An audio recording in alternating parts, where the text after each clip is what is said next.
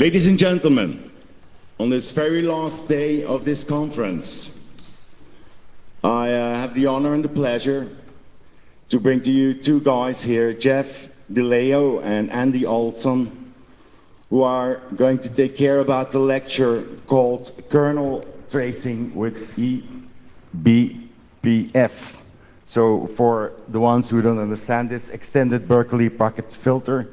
And what they're going to do is actually introduce you to the functionality of it, of the Linux kernel. So they will cover some practical uses of the technology beyond mer code profiling.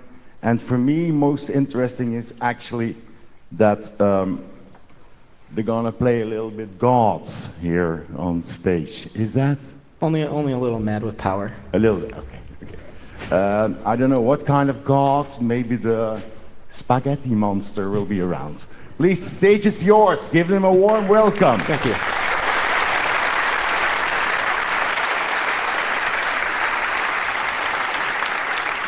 Welcome. I'm Jeff. This is Andy. We're security consultants at NCC Group, so we hack things for a living and find bugs and tell people how to fix them and stuff. And one of the things that we've been playing around with recently is this eBPF stuff. So eBPF is extended BPF, but what is BPF? So BPF, for those of you who don't know, although maybe everyone does know, is Berkeley Packet Filter, which is a bytecode and VM designed for being run in a kernel to process network packets really, really fast and do filtering. eBPF is this sort of completely unrelated language that was designed in the Linux kernel as its own thing and merely kind of took the name. It's designed to be JITted with sort of a direct mapping to x86, 64, and other modern CPU architectures. It's sort of designed around transpiling a sort of restricted C limited language subset into this code so it can run very fast. And it's being applied to anything and everything in the kernel that might benefit from having programmatic logic being applied to it. You interact with it through this BPF syscall, and basically you send it some code, you send it some other metadata about what you want it to be doing, and if it likes it, it gives you a file descriptor, and if it doesn't, it gives you an error. So basically, the real power of this stuff is what you can apply it to. So what does it look like? Well, this is one form of it. This is a horrific form of it, a macro hell in C, that basically no one should ever be writing this. But basically, so what is BPF, eBPF?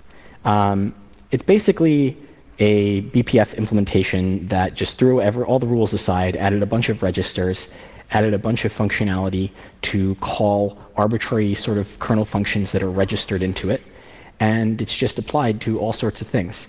It has a bytecode verifier that we're going to henceforth refer to as the validator, because it's not really good at verifying, nor validating for that matter, but it does. And the main functionality of eBPF really is the helper functions that are exposed to it depending on the context of what you're doing. So your socket filtering eBPF isn't going to be able to read arbitrary kernel memory, but your kprobe eBPF is. So why eBPF? High performance, in-plane packet processing.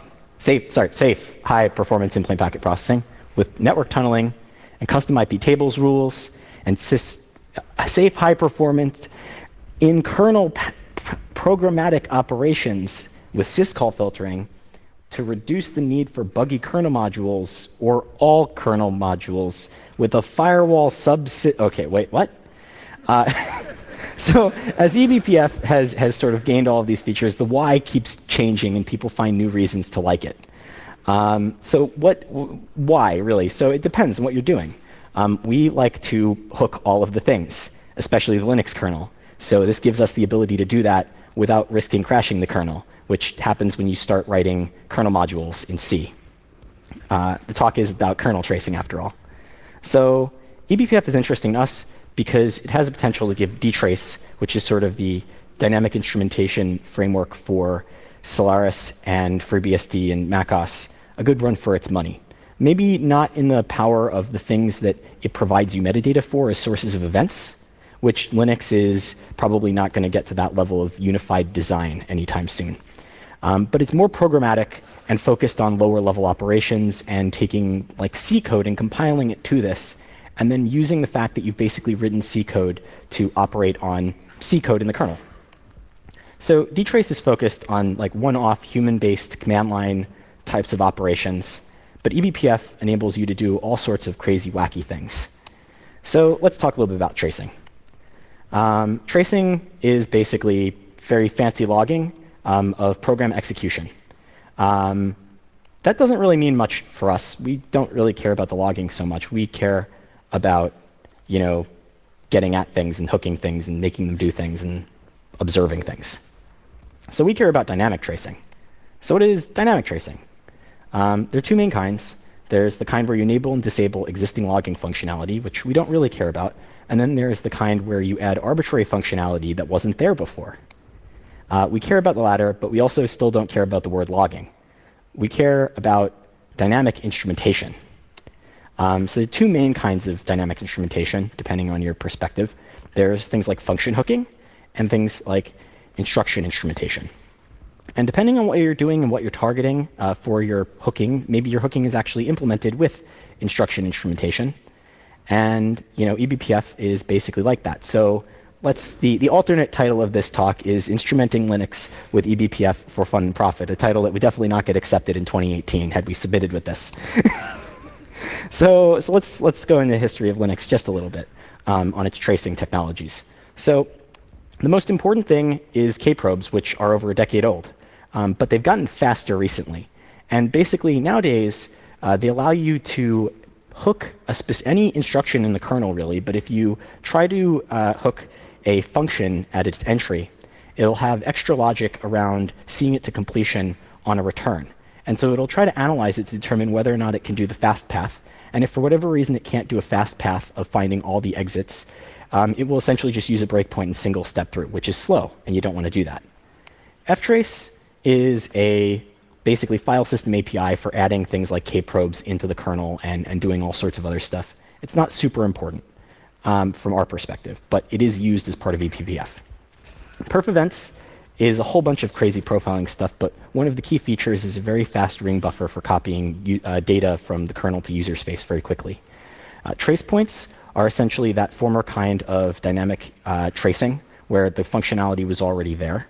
And uprobes are essentially kprobes for user space memory. And eBPF is this fancy combining robot that plugs all of the things together. So eBPF basically integrates with all of these different kernel technologies. But the core concept when using it for tracing is that you have your eBPF program and you plug it in to some sort of data source using one of two APIs currently. Then you use something like the perf events ring buffer or a memory mapped eBPF map as your output to user space. The latter actually can is a bidirectional mapping between user space and kernel space, so the user space can actually update that and send input to the kernel. So the sources that we're working on generally are your kprobes, your uprobes, your trace points, and raw trace points, which are basically trace points. The way that this works is that you make a whole bunch of crazy syscalls and chain them together. So you start with your BPF syscall to actually make your program. Then you use the ftrace API in sysfs to basically make a kprobe and then get an ID for it. Then you get a perf event by calling perf event open, and you pass it in the value that you got out, the ID of the kprobe. And then after that you've made that, you attach the BPF program to it, and then you enable it. That's the old format. In more recent kernels, there's a slightly different form where you can skip the ftrace tracefs entirely. But in practice, it still ends up getting used because this magic number of 6 on the slide here is actually generally gotten through it. But you don't need that. So everything else basically follows the same APIs, except for the raw trace points, which leads the perf open entirely. So how not to use eBPF is how systemd is apparently using it, which is by assembly by hand. It's really hard. It's basically impossible to do anything complicated or fancy, and it's also highly error prone. I'd be very surprised if that code was correct. So what should you do? You should use this thing called BCC. It's basically a framework for compiling C to BPF, or eBPF, and then hooking it up to all of those fancy sources. This talk, I'd like to clarify, is not really about BCC, but we basically end up using it for everything because it's essentially the only consumer of the kernel API, which is also the case because the people developing BCC are also the people writing the kernel code for the BPF. So essentially, they're writing their own APIs for them, which are otherwise essentially completely undocumented. And where they are documented, it's completely lacking. And none of that multi-syscall stuff is really documented anywhere. I got that from reverse engineering how this stuff works. So BCC is the only real option for doing this hooking. So how do you write a tracer with BCC? Well, generally, you're going to use the Python API that it provides. And you're going to, unfortunately, have to write it as a single Python file. So the bigger this code gets, the more complicated and harder it is to write it. And your C code, you're generally going to store in a Python string. And then the structure, this is the sort of a big ultimate structure. But the really important thing here is you have your string. You tell BCC to compile it to BPF. And you tell it to register it to events like kprobes and your maps for I/O and event handler callback functions. And everything just works. The single Python file is actually because of a weird limitation in it. That probably will get fixed at some point, but right now it's sort of annoying to get around it. So let's write some code. This is what a very simple eBPF kprobe looks like when using BCC. BCC has a lot of code generation going on behind the scenes. So this fancy kprobe __ syntax basically lets it know that there's that you want to use a kprobe on sysopen, which is the kernel side for the open syscall. The name of this changes between kernel versions, at least recently. There was a change. It has a slightly different syntax now, but it works the same way. So we hook this thing, and then we just call a print k, which is sort of similar to your generic print k if you've ever done kernel module development. And then we run it. And we get nothing. Why do we get nothing? Oh, yeah, glibc. Piece of crap. So glibc has, for the past while, basically made all of your attempts in C code to call open actually go to the open at syscall instead. So we need to actually hook open at.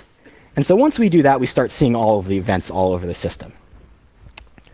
But let's generalize the code a bit, because why should we have two kprobes when we really just want one piece of functionality?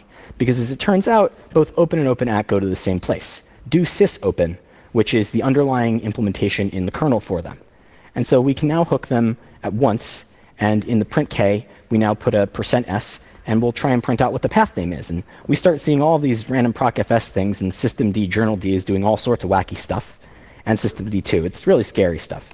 But the trace print k is actually considered harmful. And the reason for this is that it's a lot like ftrace, in that there's one log buffer shared across the whole system, which means that messages from different active tracers are kind of running into each other, and no one knows what belongs to who. Your eBPF programs also have a race condition in them with this, because the way that eBPF is safe is that it's anchored to the executing process that has created the object or maintains control of the file descriptor. And so essentially, when your last remaining process with a handle on that FD dies, the eBPF gets unloaded, and then it unloads from the kprobes that it may be attached to. So there's a weird race condition because you terminate, but if your kprobe is still registered in hits, then it runs the code. It tries to log, but your kprobe then gets detached afterward, but there was also no client to receive the message. The messages just stick around until someone decides to read them. So the next process to try and trace this stuff doing print k is immediately going to see messages from other people. So that's a problem. So instead, what you have to do is you have to rewrite the whole thing to use your own sort of custom data passing mechanism. And so in this, the way that we do this is we use the perf output perf events ring buffer. And so we use this fancy macro that basically BCC provides us to our C code.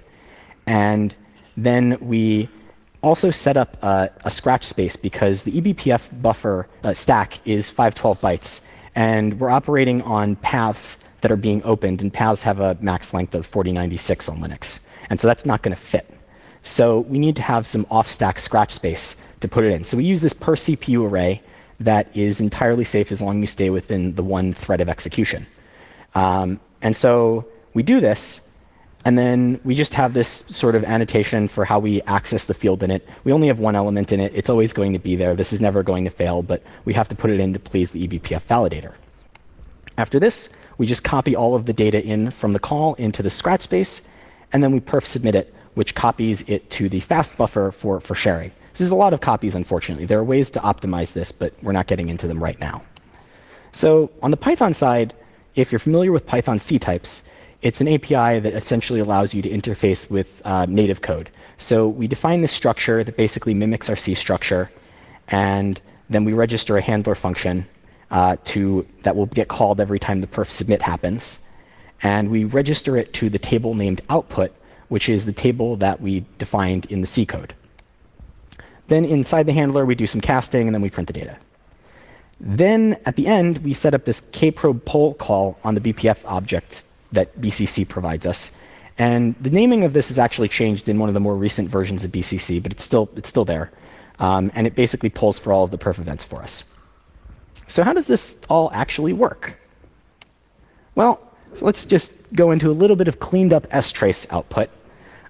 So the main thing to focus on here is this BPF prog load up at the top with a type kprobe, because we want to make a kprobe. We get a file descriptor of 5 for that. Then all of the syskernel debug tracing stuff is the API for ftrace, the sys of s. And the way that you interact, the way that you create a kprobe through it, is you write something to it, and then you probe at the ID number that you set to get the actual ID value for it. Then you open a perf event onto that ID, passing it as the config. It's a very flexible call sequence, so some config may be one of anything, depending on what type of thing you're actually doing. It's very much like an ioctl. We take that, and we call an ioctl actually on that file descriptor, and then we actually use that to attach the eBPF program to it. Then we enable it. That way, our eBPF program is actually associated with the kprobe through the perf event. So what does this BPF perf output thing actually do? Fancy macro. Actually doesn't do anything if you look at it. It just sets up it creates a dynamic struct type and then creates an instance of it. But it never actually fills in the fields. That's a bit weird because basically it doesn't do anything. It's fake. The whole thing is just completely fake. It's mocked out code that's going to be replaced with code generation anyway. So it just needs to pass like the compiler, quick check, and then it gets replaced. This is actually a pretty common way to do code gen-based APIs. So what exactly is going on when we call this perf submit over here? Well, it turns out that this gets replaced with a BPF perf event output helper function call. And the important thing about this, other than that it passes all of the arguments in, is that it passes in a flag called current CPU identifier. And what this does when it's passed that is it attempts to pull a perf event object on the kernel side out of a perf event array using the current CPU as the index.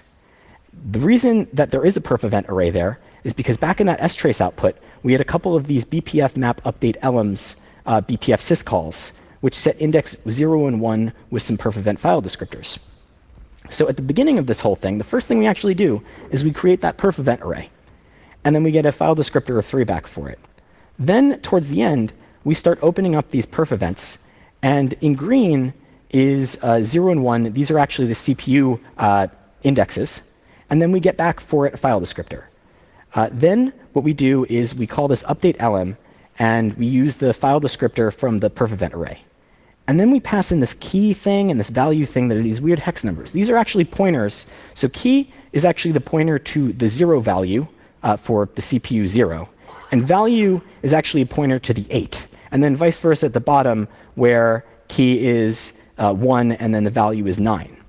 Then we just start polling on these file descriptors, and everything's great.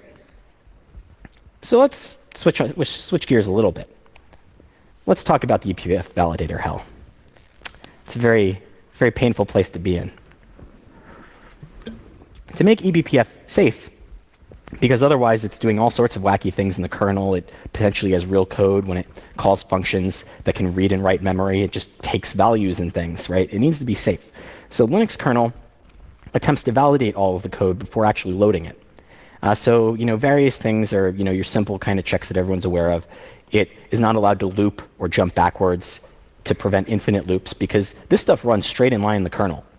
This stuff doesn't get preempted or broken out of. If this thing manages to get in an infinite loop, the whole kernel hangs, at least on that one thread.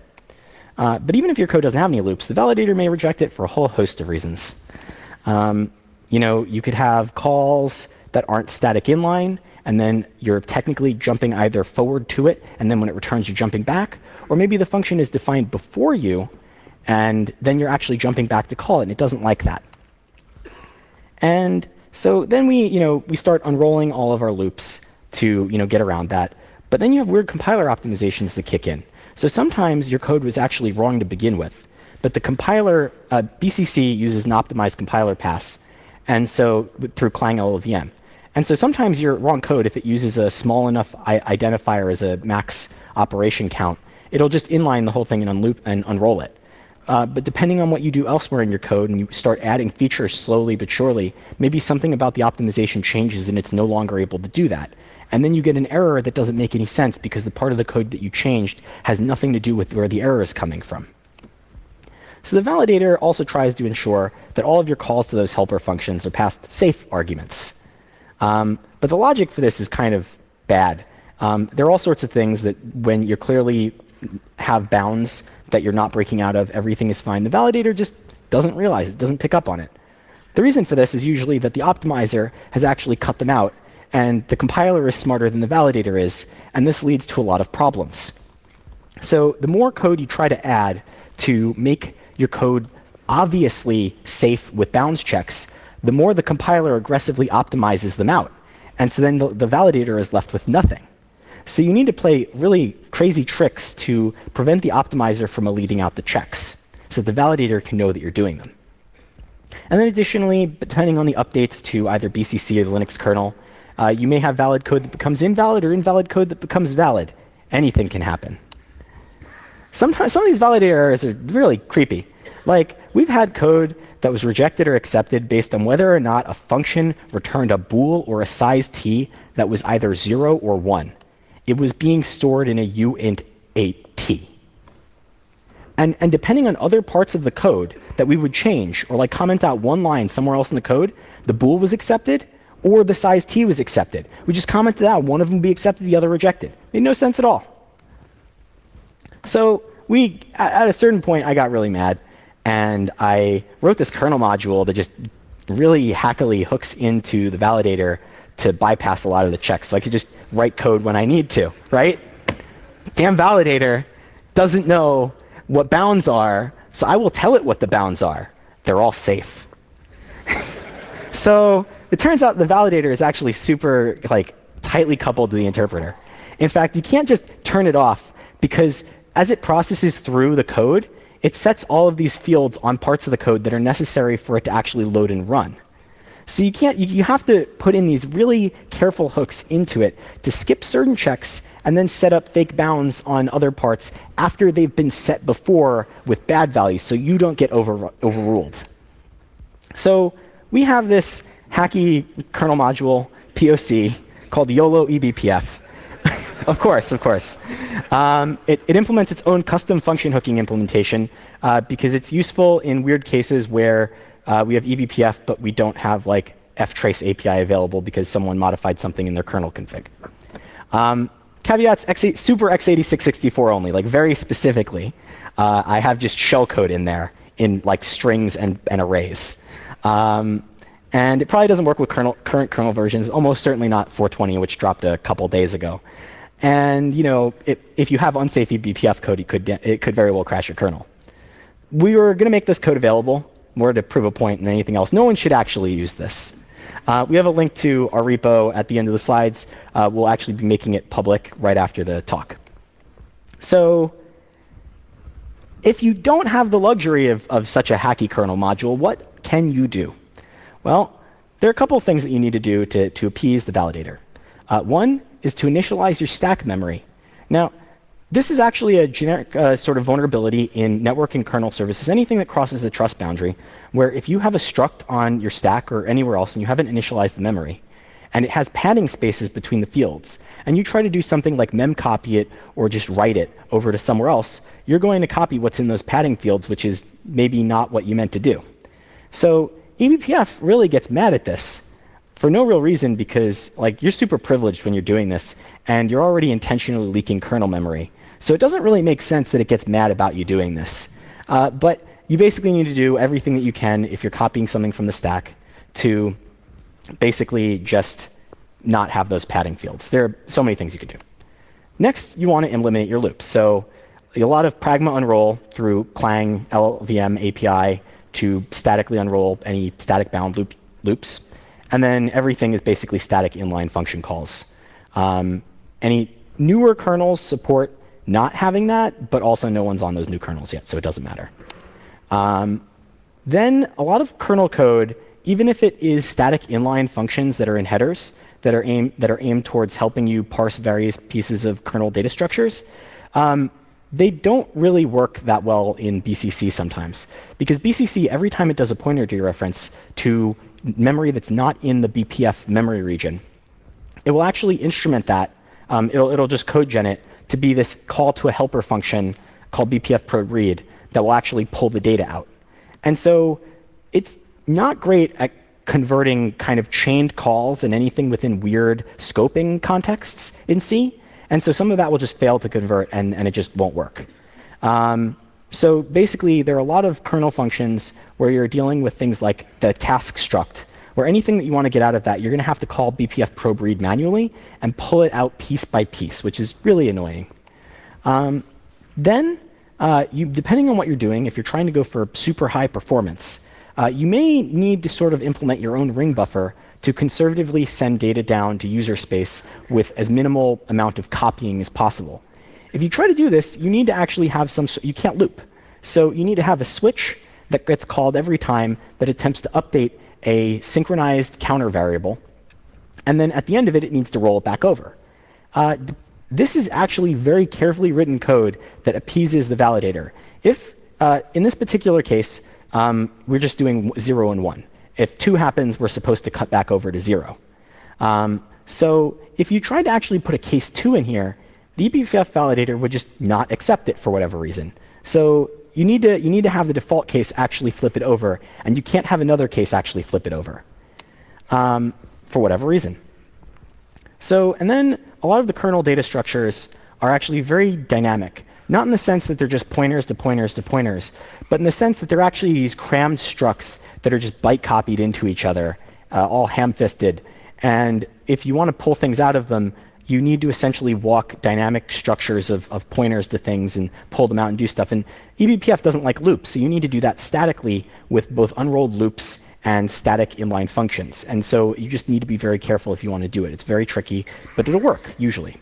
The most important thing when doing this, though, is actually to know when you don't have enough sort of unrolled loops to fully count out all the data. And you need to bail gracefully when you do this. Know that you're truncating the data somehow. And then lastly, or not quite lastly, but one of the more super important things when you're doing things in the kernel with eBPF, the reason you do it is because you want it to be fast. Otherwise, you just use audit D for most things. So you want to actually be doing a little bit of preprocessing in the kernel to do filtering. But to do that filtering, you need to actually do things like comparisons and other things like that. And if you need to determine that a PID was within a set, how are you going to do that without recursion or loops? Well, what you can do is you can do something like have a balanced binary search tree in Userspace, walk through it, and code gen out what the comparison would be statically for the eBPF code. This works actually quite well. And then lastly, one of the things that the eBPF validator really hates is dynamic length byte copies, where the length comes from something that you read from somewhere else. Mostly because the compiler will optimize things and it'll be left in the lurch without enough information to know what's going on. So the way that we got around this was to basically use a weird static inline function that would kind of break up the logic. And then finally, it started passing. This stuff is crazy. And then one of the most helpful things that you can do, for BCC at least, is enable the full debug output that will actually dump out all of the eBPF instructions, but will also dump out the C code sort of pre-processed already that is being implemented with those instructions. So when you get an error, you can actually look back at that and figure out where in the assembly something went wrong. Good luck. That's easy, right? Pass it over.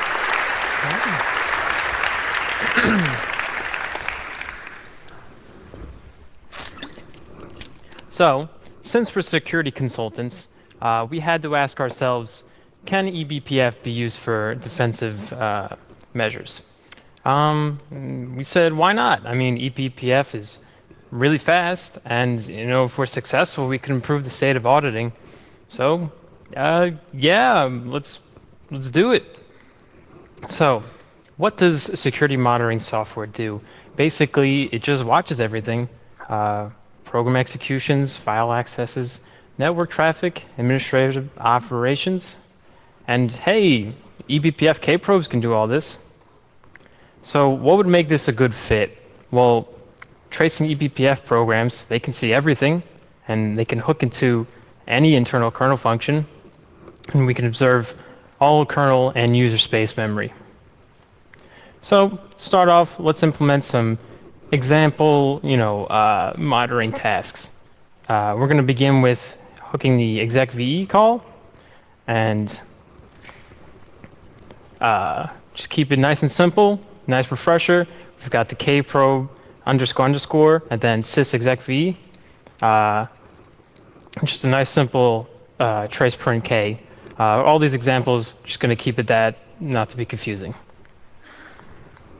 So now let's do something more interesting. We can compare the file path with known standard directories where binaries would be. So, for example, bin or user local bin.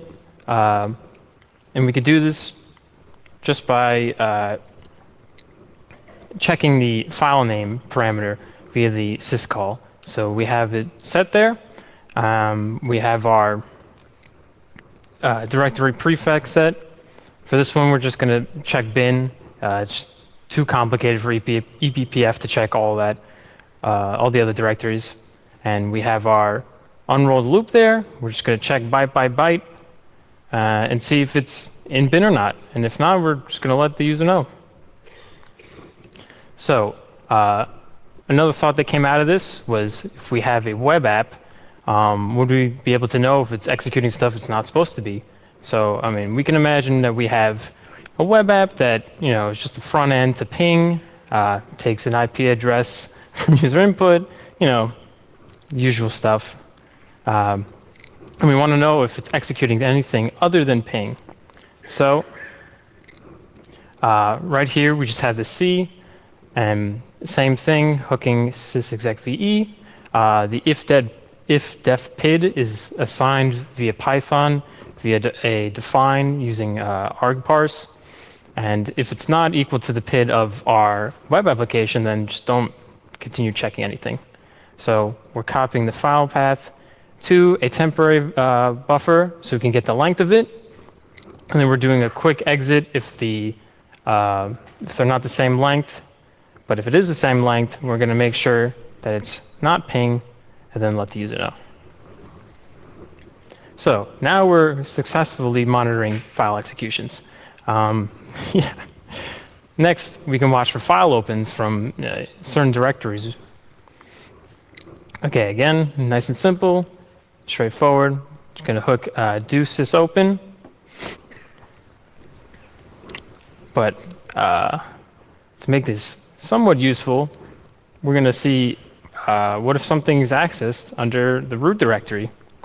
And same thing, you have the path set, unroll the loop, and then just check byte by byte if it's actually in the root directory. But we just have to let you know something. All these examples are insecure, dangerously insecure. Just because eBPF makes sure that it's not going to affect the kernel doesn't mean that the stuff it's running is safe. And in fact, the limitations make it extremely difficult to write secure eBPF code. one of the things we noticed was a time of check, time of use. And we noticed this when you kprobe a syscall. So the user supplied data that you get from the hooked syscall can change from the time when you copy it to when the kernel copies it and actually performs the syscall. And this is relatively easy to test for. So we'll just start with a two-threaded program where the first thread copies two different file paths into one character array, and then the second one just opens that. And we see here some nice output we got, that everything just is all mixed. And how do we avoid this problem? Well, our recommendation is to hook internal kernel functions instead of the syscalls, preferably where the value is already copied into kernel memory. So there's some things that we have to take into account and make sure that we think about when we're creating these things, such as how file names work. So what if it's not accessed by the absolute path? From inside the directory, from a relative path?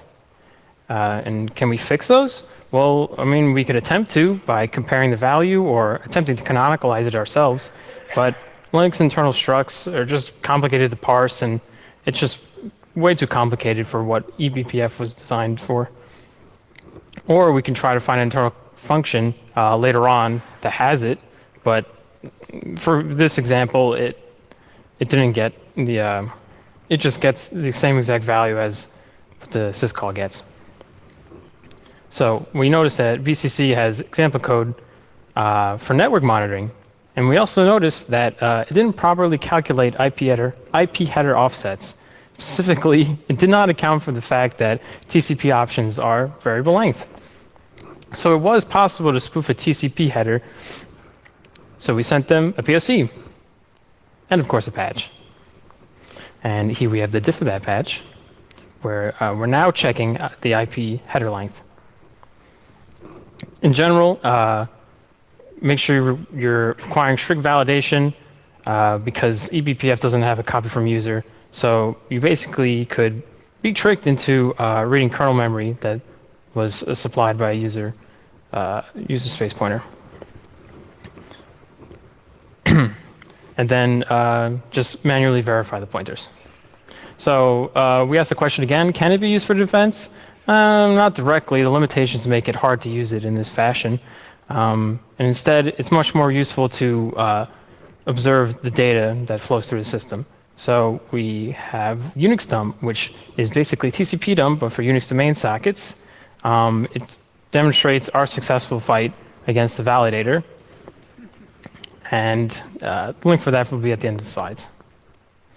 So this basically just hooks the stream send message and datagram send message and retrieves the message header contents from it.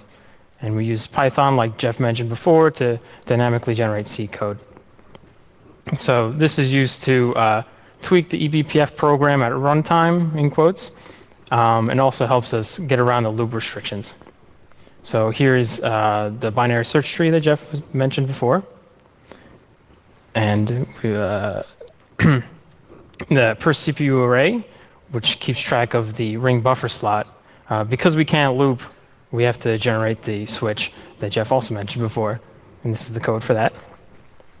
And we have to make sure we're checking the values in the kernel space and user space, because there's a race condition where C might overwrite what Python has, because it doesn't know that Python is finished with that value. So we make sure that C knows not to use the value if it's still in use.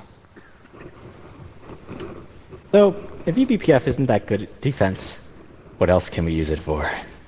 Let's talk about offense. So, let's assume someone bad gets some privileges on a modern Linux system, maybe like cap sysadmin in a container, because containers are safe, right? Not really. What could they do with eBPF? A lot, actually. All that tracing stuff can not only see everything, it can also write user space memory. I repeat, it can also write user space memory. So BPF probe write user is the magic call that we can make from all of these tracers. It allows us to write only to writable user space memory. So unfortunately, we can't write to the text section. We can write to everything else, basically, though. So what's anything useful in these regions? Well, buffers for reading, writing data, coming through the syscalls. Maybe there's some sensitive stuff being read on a sensitive file descriptor. Maybe code's being executed from it. Maybe there's a privileged process doing that. I wonder. Oh yeah, cron. So I wrote this thing called Conjob, which spoofs cron jobs. It is the cron autoponer. It hooks all of the stat family of syscalls, and basically, whenever cron is looking to get information to know whether or not it needs to reload etc cron tab, it stats them and looks at the last modified date. So we just update that to make it very recent. So it always loads the file. And then we hook open at and close. So anytime that file is opened, we save the FD that's going to be used for it, and we store it somewhere else for later. And if it's closed, we stop keeping track of it. And then we hook read for that FD. And if we see a read in there, then in the krep-probe return, we actually stomp over what the contents of the file was actually supposed to be with our own little root command, as one does. So it's a brief demo. This is actually running a container. It's slightly tweaked because Docker happened to update their AppArmor profile a little bit after we made this, and it killed one of the vectors of how this ran. So we weakened it a little bit more. But now we basically just updated this to do the attack. So as we see in here, this root command is injected right at the top of cron tab. So that's cool. What else is fun about this? So we use some per CPU maps to have all of this stuff communicate safely with each other. Then we use some hash maps to pass them between the pairs of those things. And we also happen to use this nifty helper function that allows us to keep incrementing the time forward without having to go back to user space. So what else can we do with eBPF? We're going to go for broke. If you recall, we can write to the stack. The stack has return addresses.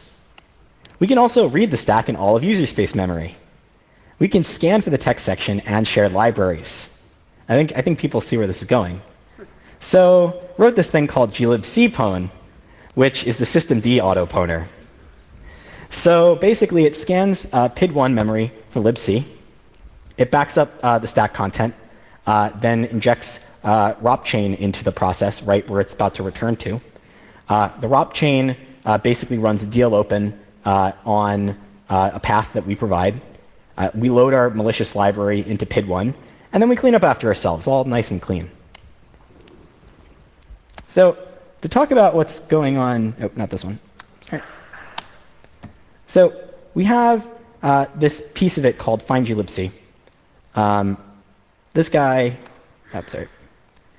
basically dumps us out return address and the base of libc, and then we plug it into the pwn-libc function that basically goes and does the ROP chain, which I assembled by hand based on glibc, which has lots of fancy gadgets, all very useful.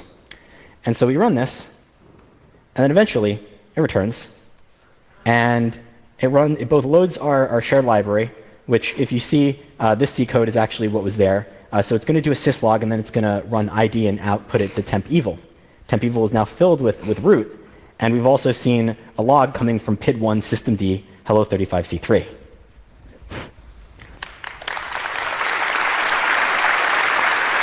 So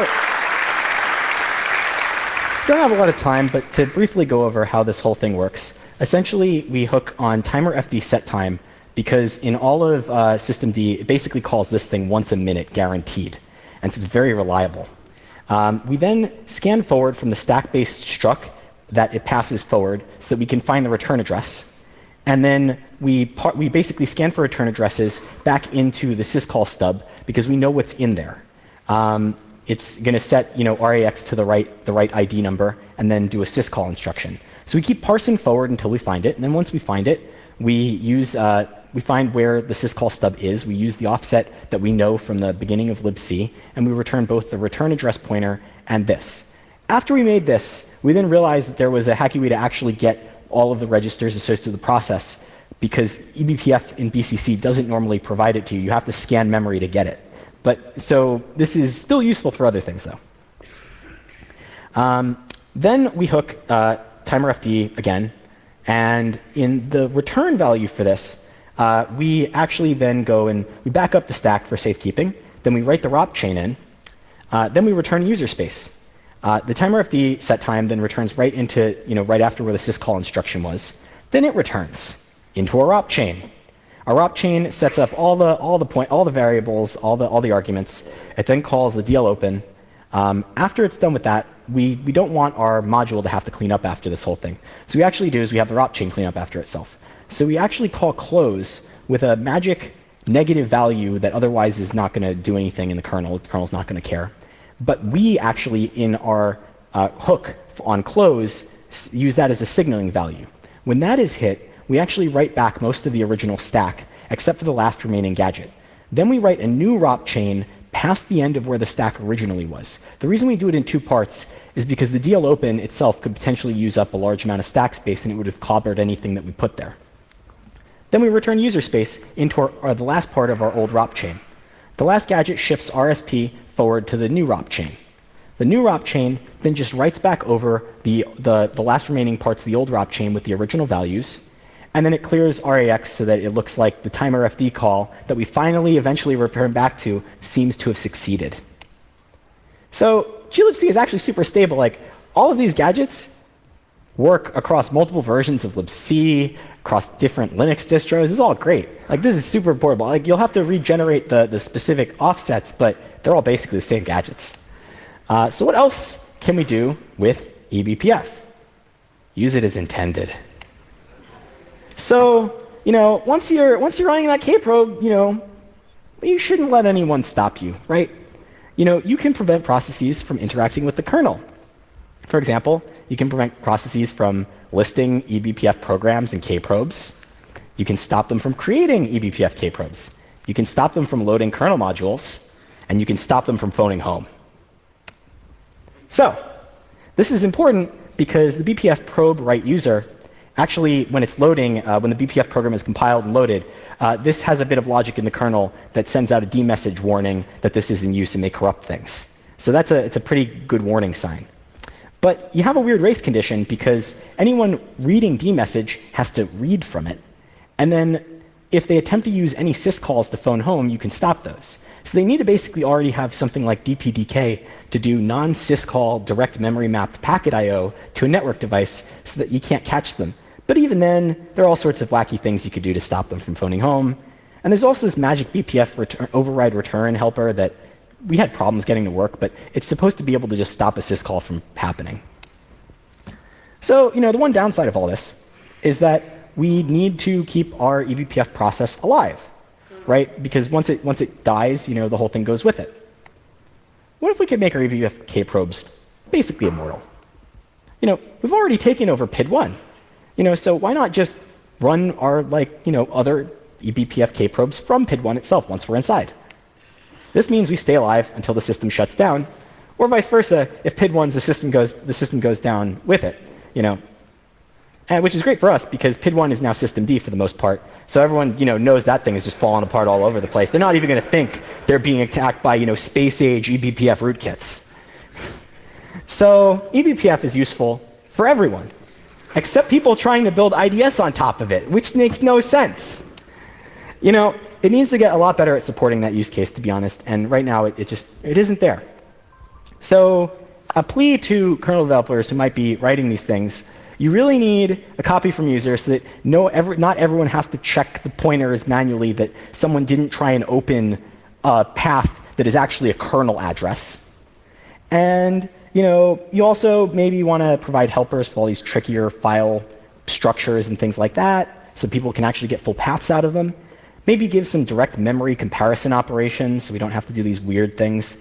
And also memset. Please memset. I don't like to have to waste my limited amount of instruction bytes performing a memset. So just some greets out to people. The BCC developers have been super helpful. They're building really cool tooling. All this stuff is just getting better and better every day. Julie Evans has great blog posts on how kprobes and all of this stuff works. Same with Brendan Gregg. And Jesse Frizzell has been building this thing called eBPF-The, which is almost certainly going to be the thing that I would want to inject into PID1 as my rootkit manager. Definitely, because it manages all the things. You can't hide from the future. Are there any questions?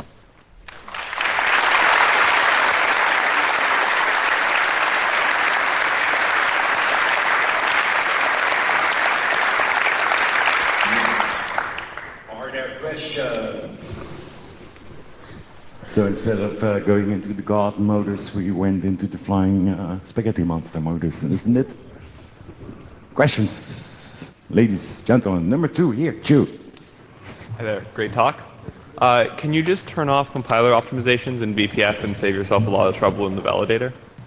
If you want to go modify the piece of the code that does it, that whole part of the code is in C++ because it's all LLVM based. And so you'd have to rebuild BCC to do it, I think. There are the ability to set other flags onto it, but I'm not sure if where it does the injection into it, if it's before or after, and you could then override the optimization. Thanks. Number 3. What kernel version have you tested with? What kind of what? Bargain. Which kernel version have you tried this with? Because there is a lot of improvement in every releases, so... So a lot of this we've been basing on primarily 2 kernels. I think 4.15 from Ubuntu 18.04, 4.18 from Ubuntu 18.10, and I want to say 16 or 17 from Kali Linux. Thanks. Okay, number 2. Seeing that it's easy to inject stuff with eBPF, how can I prevent it to be run in the first place if I need it anyway? Sorry. I see that I need eBPF in a kernel for base stuff like firewall stuff and on, but how do I stop as a user to, like scripts I'm installing, to inject more eBPF stuff in my kernel? Sorry, can you say that once more? How to make it hard for unknown scripts to inject more eBPF in my kernel? Oh, you need capsysadmin to do most of this stuff. And at least on containers, there are a lot of operations that are in like AppArmor profiles and SE Linux, stopping people from interacting with the sysfs that is used for a lot of this. The problem is that in the newer kernels, they've implemented another way around this that just involves using either the direct BPF syscall or the perf event open without going through the sysfs. So that's going to completely bypass that protection, probably. All right, sir. Number 2. Do you know if any like cloud providers which offer like container as a service are vulnerable? Haven't looked. If they're giving you capsysadmin for real, that isn't user namespaced, they've got other problems. Going from capsysadmin to full root is like, it's more of a neat party trick. It's not really like a full privilege escalation.